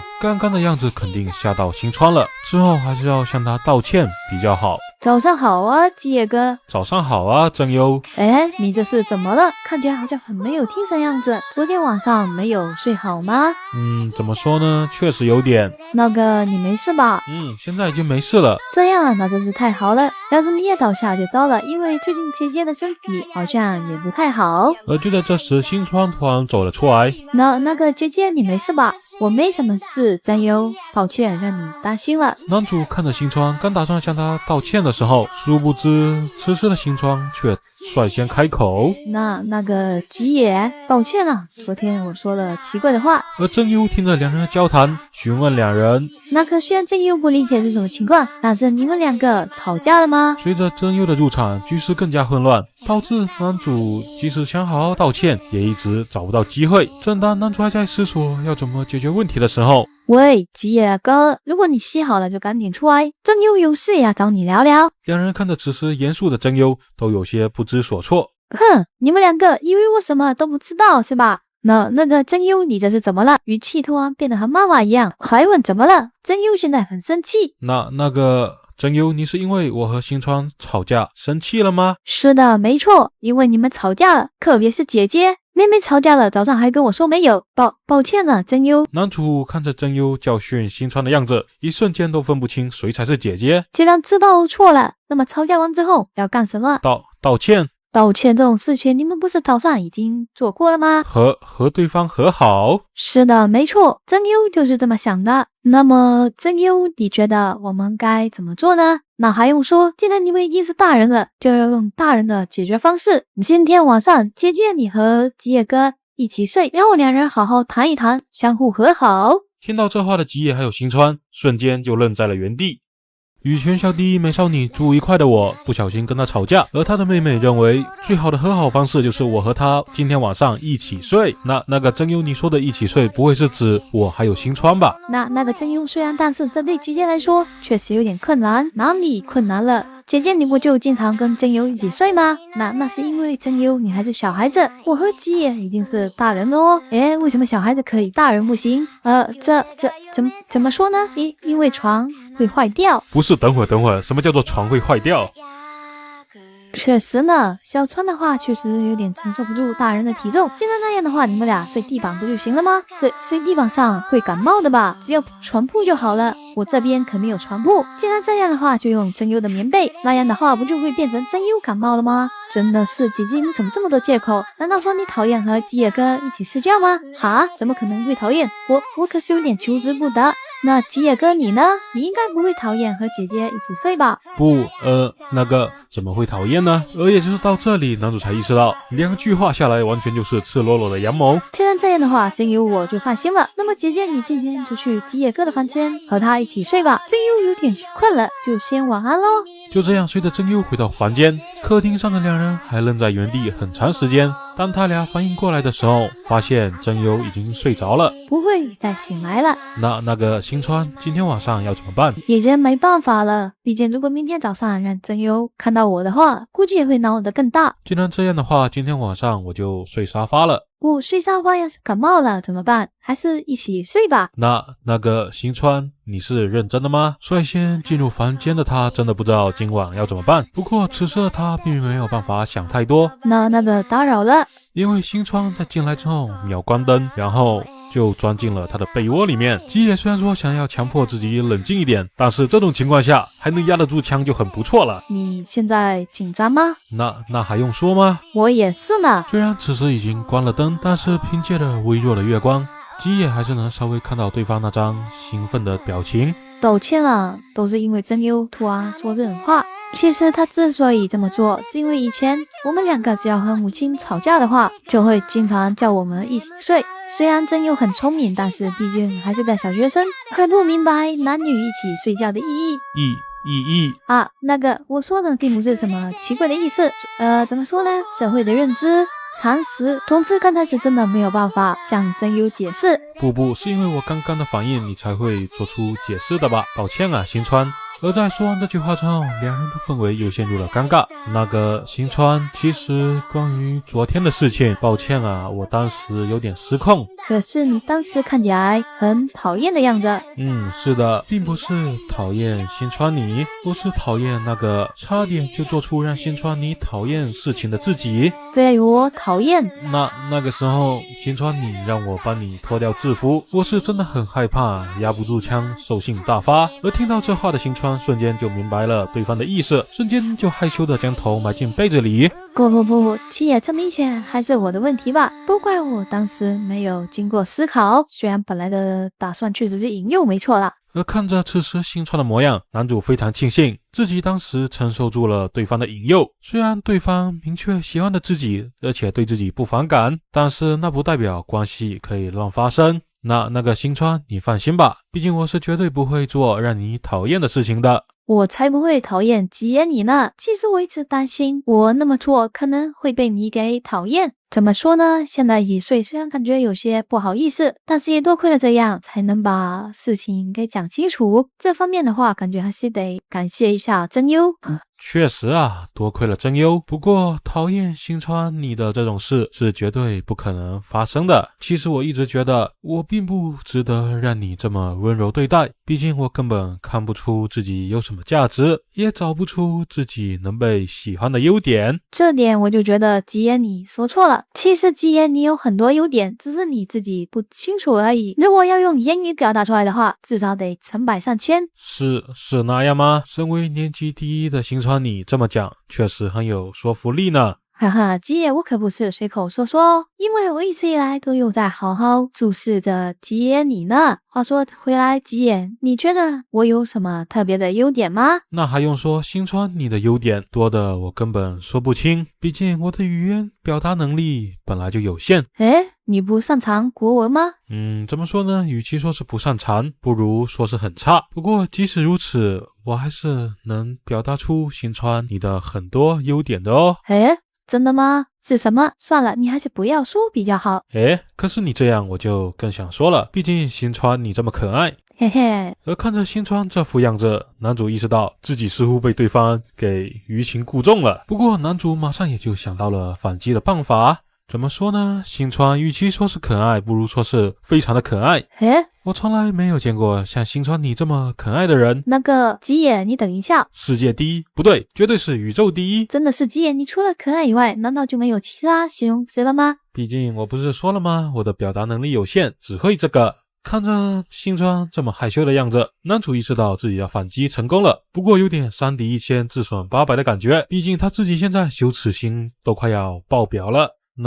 那个新川，一直以来都非常谢谢你。其实我从住进来的第一天就一直想好好的向新川你道谢。你不仅给我了住所，对我也是非常的雅萨系。除了向你传达谢以外，我真的不知道要怎么回报你。我感觉光是遇到你的那天，我就把这辈子所有的运气都给用完了。不，该说谢谢的是我才对呀。为什么？明明我什么都没有为新川你做过吧？我可是认真的，吉野你确实帮了我很多，只是你自己不清楚而已。有吗？呵呵，不告诉你。吉野看着眼前的新川，非常想要再靠近一点，将对方拥入怀中，但是他知道如果这么做的话，此时这种代表温柔以及回忆的时光就会瞬间崩塌。与其将理智交给来自本能的欲望，不如好好珍惜此时这种珍贵的时间。就这样，在经过了一番交谈之后，吉野发现新川的声音越来越小，不知不觉就睡着了。吉野看着对方那安详的睡颜，不知不觉间困意也开始涌了上来。在为对方盖好被子之后，也是迅速入睡。早晨，吉野和新川同时醒来，两人并没有因为昨天晚上的大被同眠而导致尴尬，而是彼此之间都感觉到非常的幸福。而等到真优起来的时候，就发现两人齐刷刷的在刷牙。姐姐还有吉野哥，你们和好了吗？都多亏了真优你昨天晚上的提议。是啊，这都多亏了有真优你的帮忙。嘿嘿，既然这样的话，今天真优早上要吃三明治。知道了。而就在吉野将吐司放进微波炉之后，发现日版菜月打了电话。那个日版有什么事吗？才问怎么了吗？听真优说，你这家伙竟然和新川吵架了。这个嘛，什么叫做那件事啊？赶紧给我去道歉啊！不，我们已经和好了。哈，这么快就和好了？不过话说回来，日版你真的有和真优在联系啊？那还用说？我可是让他好好代替我监视你们两个呢。喂，你这家伙让小学生干嘛的？算了，从之前的你们已经和好了的话，那就挂了。看着挂断的电话，吉野特别的无奈。毕竟虽然对方说话很冲，但是这也是因为对方在担心新川。就这样，接下来日子都非常的平静。从4月份的疫情开始到结束，一共经历了2个半月。这段时间以来，他都在和新川同居。而时间来到了6月24号，随着线下上课的重新恢复，他和新川同居的日子也迎来了结束。和吉野还有新川生活1个月的真优，也要回到老家那边。姐姐还有吉野哥，你们要好好相处哦。真优走了之后，就不要再吵架了哦。在送别了真优之后，吉野也打算回到宿舍。那个吉野，你真的要回宿舍吗？毕竟我要是不回宿舍的话，我们两个同居的事情就会被发现吧？明明就算被发现也没有什么关系的。不行哦，那样对你对我都不太好，毕竟我们还是未成年，之前还有疫情作为借口，想要真正同居的话，至少也要让双方家长知道吧。但是在那之前，两人到现在都还没有确认交往。不是，等会儿，这是中文吗？也就是说，你们俩在一起睡完之后，连关系都还没有确认是吧？真会玩。看着眼前快要哭出来的新川，基野一时之间都不知道要说些什么。毕竟不管说什么，等一下离开的话，对方都会哭吧。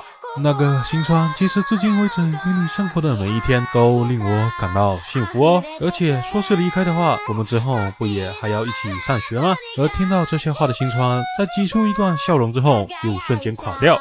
可是如果基野你走的话，人家会很寂寞的。看着新川这副样子，基野选择果断将他抱住。都说了，又不是永久分别，学校里面还是会见面的。可是就算在学校能够见面，但是相处时间也没有一起住的时候多啊。这么说来的话，确实，突然又有点不想搬出去，想和新川你一起住了。呵呵，听到你这话，我就放心了。而在漫长的拥抱之后，基野最终还是回到了宿舍。看着熟悉又陌生的宿舍，基野的内心瞬间就涌起了一股子想要跑回新川家的冲动。虽然论居住时间的话，毫无疑问是这边宿舍住的比较久，但是如果论舒适程度的话，躺在床上的基野只感觉全身乏力，甚至两眼一闭就是新川那甜美的笑容。基野，今天晚上要吃什么呢？